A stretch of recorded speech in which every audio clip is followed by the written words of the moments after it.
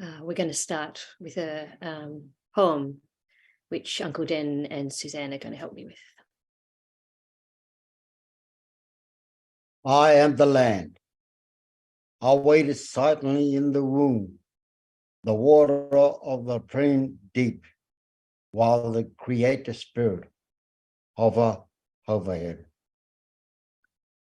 Then one day the waters burst, and I appeared above the waters, alive and excited, as the Spirit gave me a name, Land. I was then intimidated by the Spirit, and I gave birth to all kinds of living plants, animals, birds, and insects. The waters around me also gave birth to fish, corals, crabs, and even whales. In the sky above me, the Spirit inserted bright lights for life to flourish within me. I am land. I not only gave birth to all kinds of land beings, I was also invited by the Creator Spirit to be a partner and create human land beings. What an event. Human land beginning were born in our image.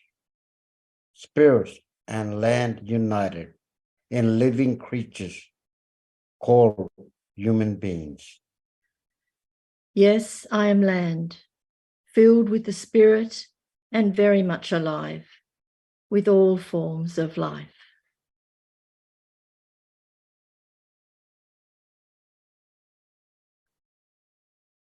Thank you. One of the possibilities of the contemplative tradition and contemplative practices is that we can learn how to listen. We can listen and we don't need to react straight away. We can listen even as big emotions are rising within us, as thoughts and opinions and reactions are swirling and moving and raging and whispering. We can notice those things and keep listening. Later this year, we are having a referendum on a First Nations voice to Parliament. It will be yet another betrayal of Indigenous peoples if there is a voice, but we don't know how to listen to it. Decolonising is the work of unravelling and dismantling the destructive impact of colonisation on our ways of living and thinking. In decolonising work, we need to bring all of our contemplative attention. That's the invitation this evening, as we hear about some decolonising work that is being done on the first chapter of Genesis. This creation story from Genesis is one of the big formative stories for Christians. Many of us have heard it a lot. It tells us something about the beginning, about what God had in mind when the world began and all things were created.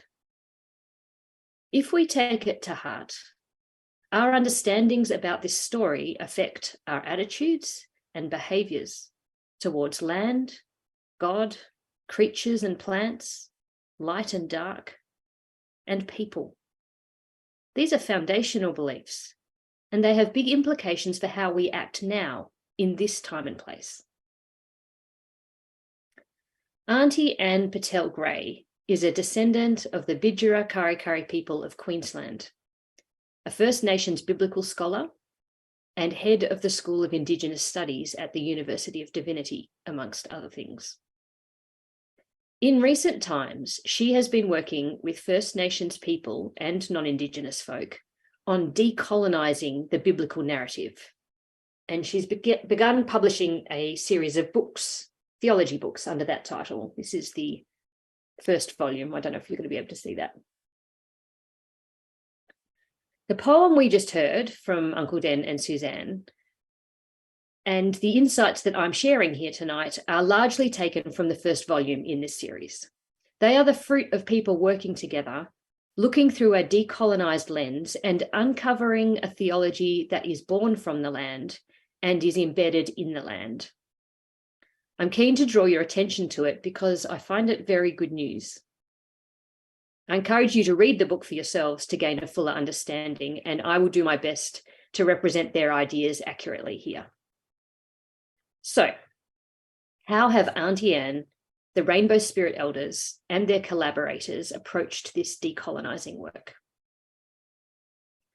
Firstly, they point out that the Bible has been used as a tool of colonisation. It has been used to justify all sorts of atrocities, including dispossessing people from land, abuse and pollution of land and its plants and animals, and demonising First Nations cultures and their spiritual insights and practices, just to name a few. If the Bible is to have any meaning for Aboriginal and Torres Strait Islander peoples as a revelation of God, it is important to look at how it has also been subject to agendas and prejudices of colonisers through the ages. Colonisation can only take place if those involved believe certain things are okay. For example, it's okay to invade and take over land if the people of that land are not using it in a way you think is worthwhile.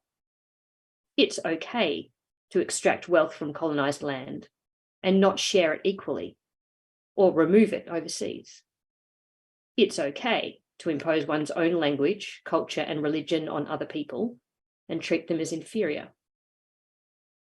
When I talk about a colonising mindset, I am talking about these kind of beliefs, which colour how we interpret the world.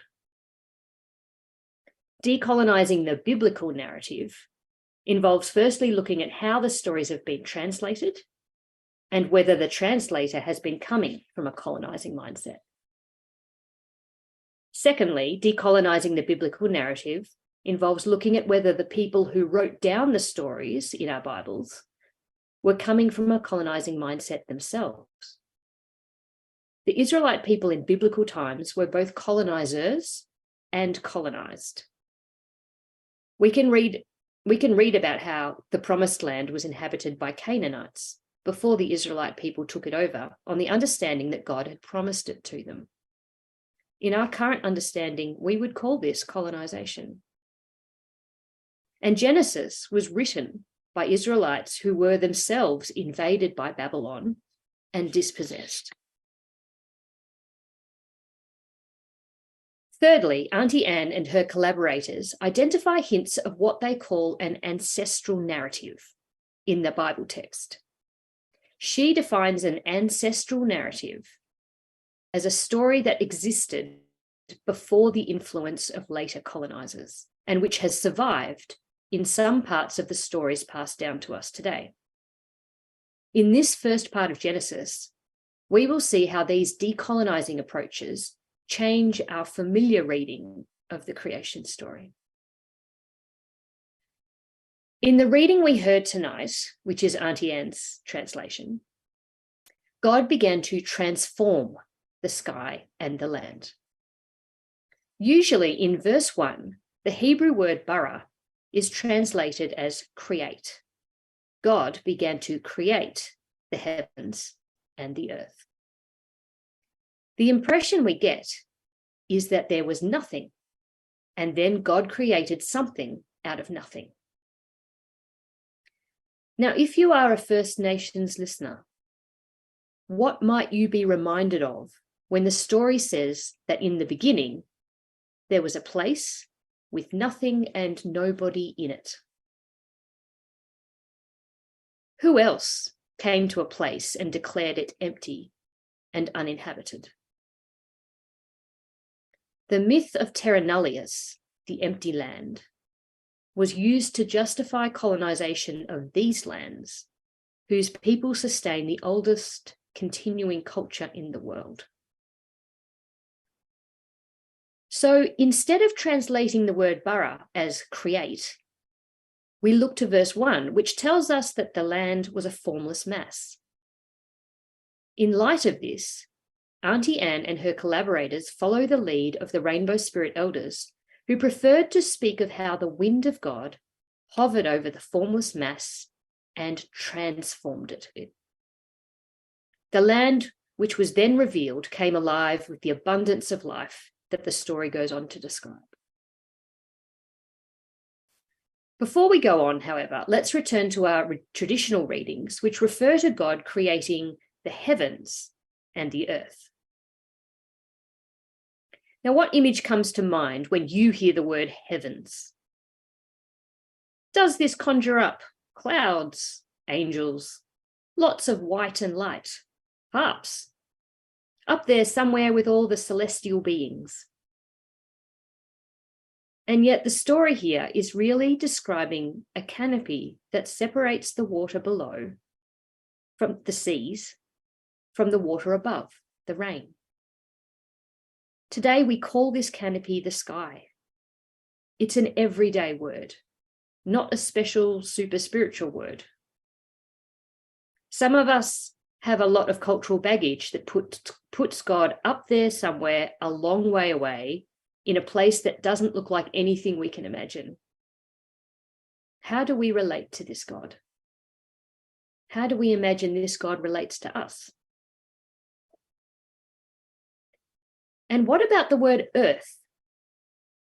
I wonder how many of us think of that famous photograph of a blue ball hovering in space, planet Earth, taken in 1972 from the Apollo 17 spacecraft.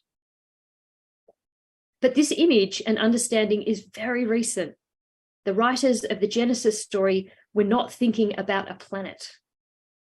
They were thinking about something much more like what we think of when we hear the word land. It's an interesting contrast, isn't it? In the beginning, God created a planet and a fabulous but distant celestial realm out of nothingness. Or, in the beginning, God transformed a formless mass waiting in the deep into the land and the sky. The emphasis that Aunty Anne and her collaborators draw out from this Genesis story is that the land is the center of God's attention. The land is waiting to be born from the deep. When the waters are drawn back, the land appears as a divine revelation. The function of the sun and moon are to provide signs and seasons for the land. The lights in the sky are to give light to the land. For people who are tuned in to the land as both alive and life-giving, they hear in this Genesis story the close and cooperative relationship that God is establishing with the land. While Aunty Anne's scholars recognise the significance of sun, moon, and stars for signs and seasons, they do not recognise the 7 days of creation. The 7 days comes from a very specific calendar understanding, and it's not universal. For this reason, Aunty Anne and her collaborators have had no qualms about just leaving it out of their translation.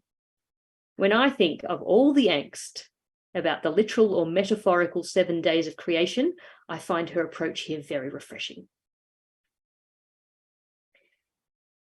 In verse 24, God says, "Let the land bring forth life." In these words, Aunty Anne and her collaborators hear that the land is not passive.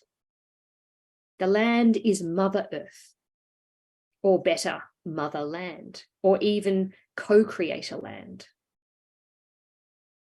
This echoes Indigenous peoples' experience of the land as the source of shelter, food, water, medicine, spiritual significance, identity, belonging, inclusion, culture, and law.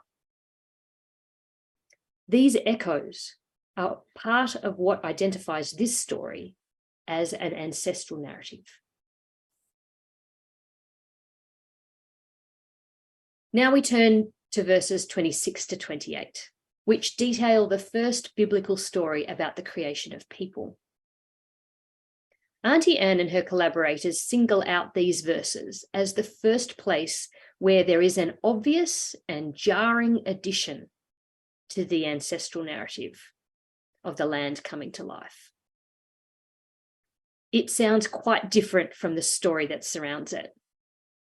So let's listen to a traditional translation followed by a decolonised reading. And I'm going to ask Suzanne and Uncle Den to help me again for this. Thank you.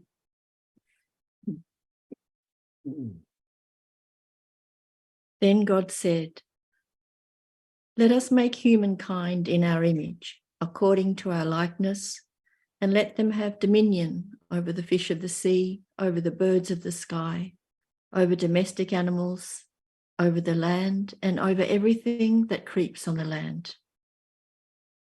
So God formed human beings in his image. In the image of God, he formed them. Male and female, he formed them.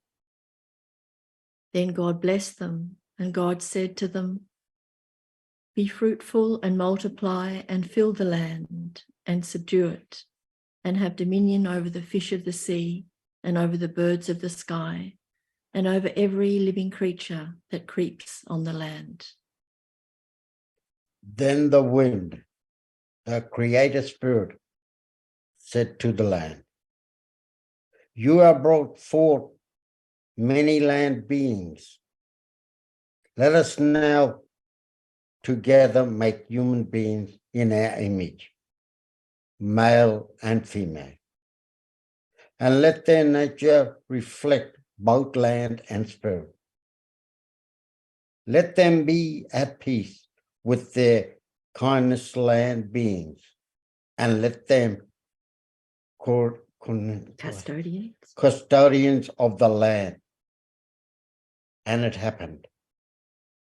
Then the wind blessed human land being and said, "It is very good."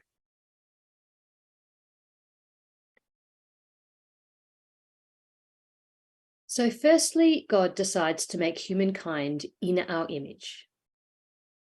Now, many movements for justice and equality have found support for their cause in this concept that all are made in the image of God. However, Aunty Anne and her collaborators point out that this part of the creation story breaks the pattern. So far, everything that is made comes from the life-giving force of the land. In contrast to that pattern, suddenly we hear a story of people coming into being from the mind of a group of celestial beings. And then those people are instructed from on high to rule or have dominion over the land and everything in it, and to subdue it. The words used in this biblical text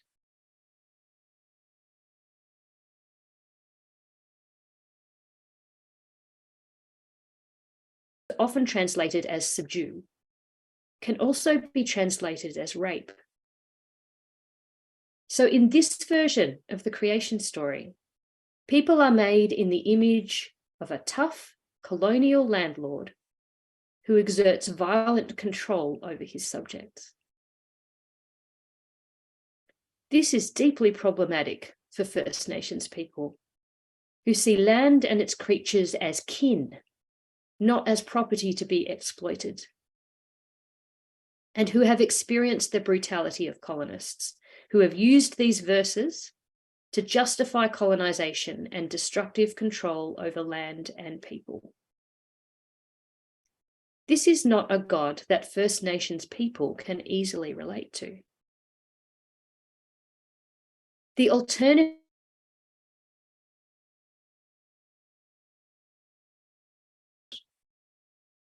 is not just something made up that sounds nicer than the original.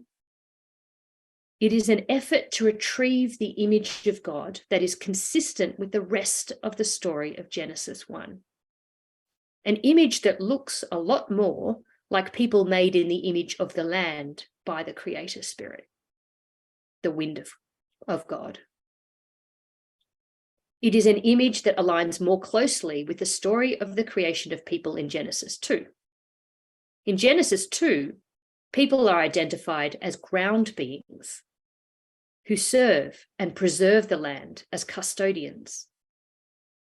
This is a very different story from the dominate and subdue story of Genesis 1. Aunty Anne's scholars call the Genesis 2 story an ancestral narrative, one not contaminated by a colonizing mindset.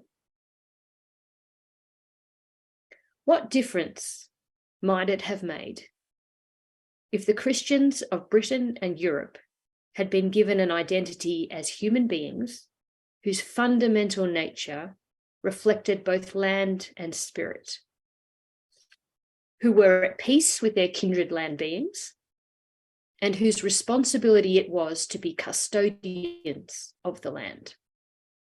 What difference might it make for us here now to see all of us people as ground beings, born of land and the wind of God, with plants and animals as our kin, and with responsibility to serve and preserve them all?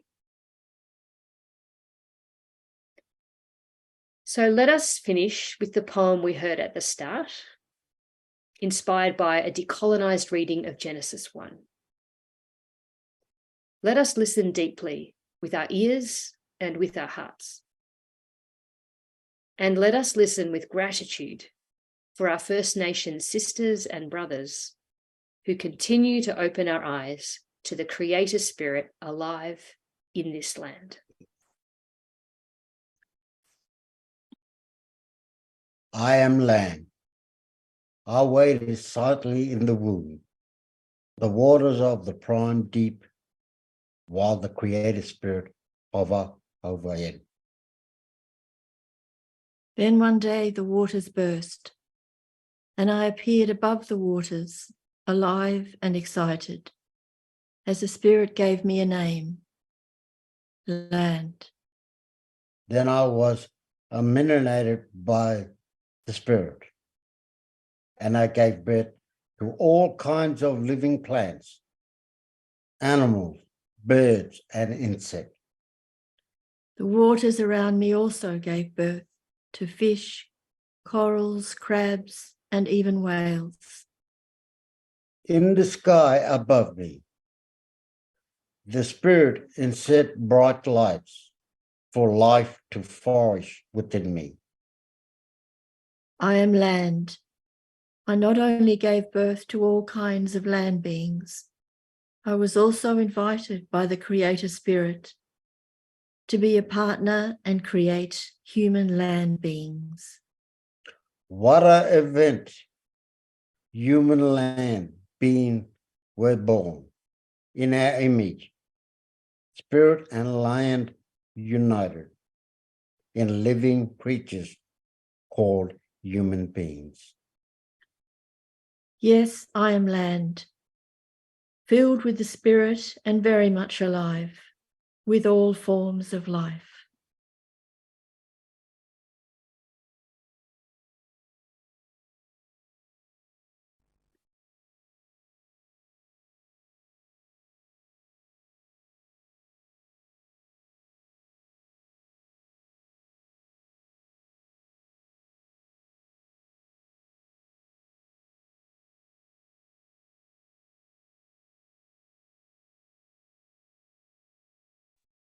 We have heard the gospel proclaimed. To be able now to live it, we look to Jesus, who says, "All things are possible to those who believe."